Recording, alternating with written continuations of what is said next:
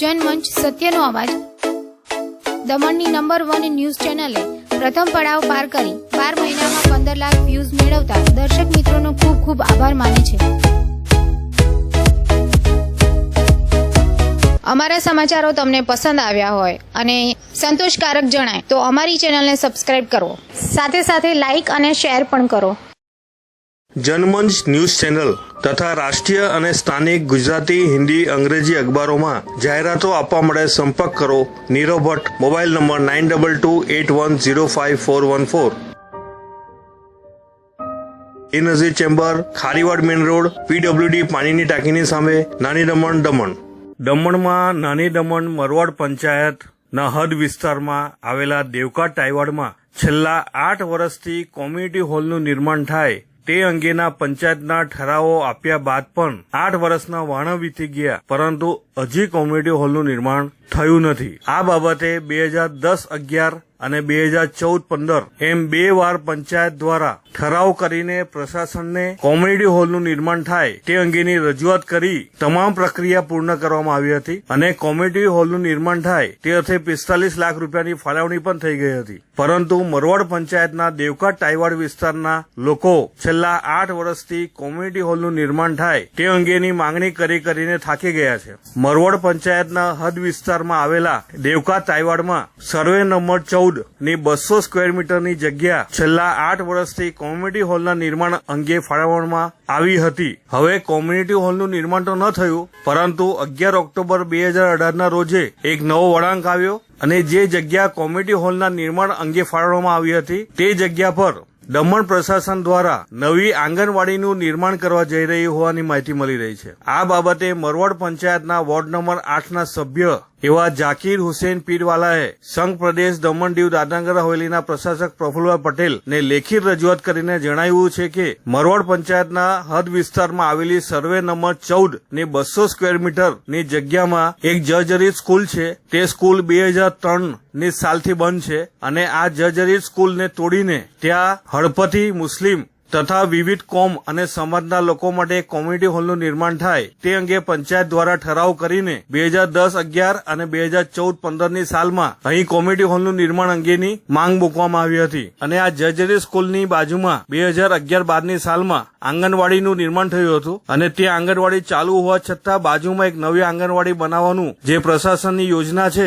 તેનો મરવાડ પંચાયતના સભ્યો વિરોધ કરી રહ્યા છે અને જેને લઈને આજ રોજ 19મી ઓક્ટોબરે મરવાડ પંચાયતના વોર્ડ નંબર 8, 9 અને 10 ના લોકોએ ભેગા થઈને એક બેઠક રાખવામાં આવી હતી, જેમાં આ જર્જરિત સ્કૂલને તોડીને ત્યાં આંગણવાડી નહીં પરંતુ એક કોમ્યુનિટી હોલનું નિર્માણ થાય તે અંગેની માંગ લોકોએ પંચાયતના સભ્યો પાસે મૂકી હતી અને જેના અનુસંધાનમાં વોર્ડ નંબર 8ના સભ્ય એવા જાકીર હુસેન પીરવાલાએ પ્રશાસકની સાથે સાથે દમણ દીવના સાંસદ, કલેક્ટર, જિલ્લા પંચાયતના પ્રમુખ, જિલ્લા પંચાયતના ચીફ ઓફિસર, BDO, મરવાડ પંચાયતના સરપંચને લેખિત રજૂઆત કરવામાં આવી છે। તેથી દેવકા ટાઈવાડ વિસ્તારના લોકોની માંગ છે કે અહીં આંગણવાડીની નહીં પરંતુ એક કોમ્યુનિટી હોલની તાતી જરૂરિયાત છે, જે દેવકા ટાઈવાડ ખાતે વસતા વિવિધ સમાજોના લોકોની માંગણી છે।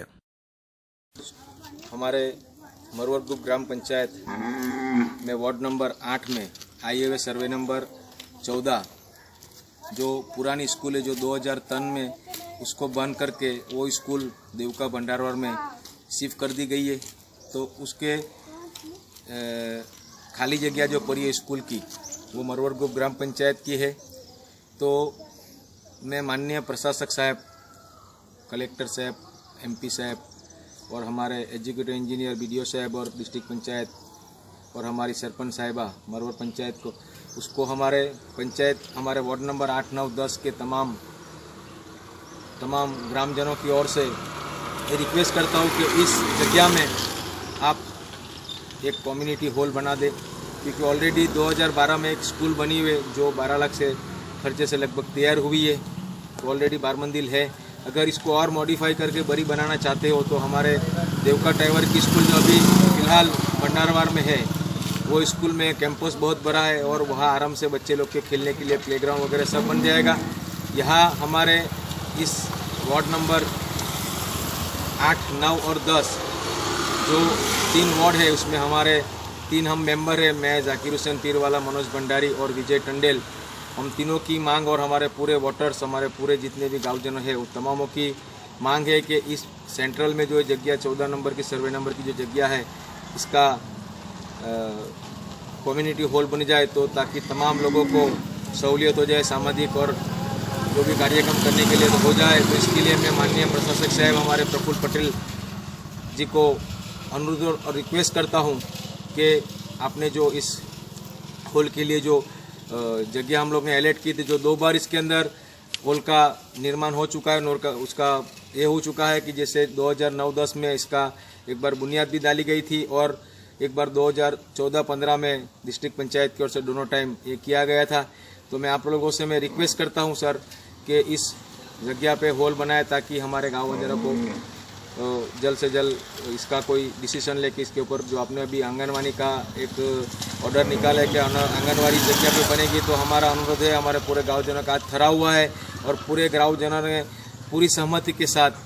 90% लोगों ने 80-90% 99.9% लोगों ने मांग की है हॉल की। तो आपसे रिक्वेस्ट है कि हॉल इसमें आप हॉल बनाइए।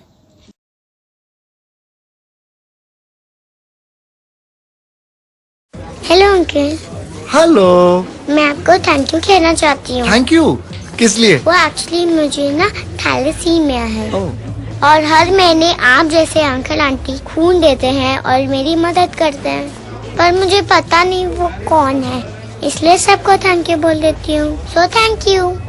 पर बेटा मैंने तो कभी ब्लड डोनेट किया ही नहीं। कोई बात नहीं, नेक्स्ट टाइम के लिए बाय बाय। 18 साल की उम्र से रक्तदान करें, ये किसी की जिंदगी बचा सकता है। करके देखो, अच्छा लगता है।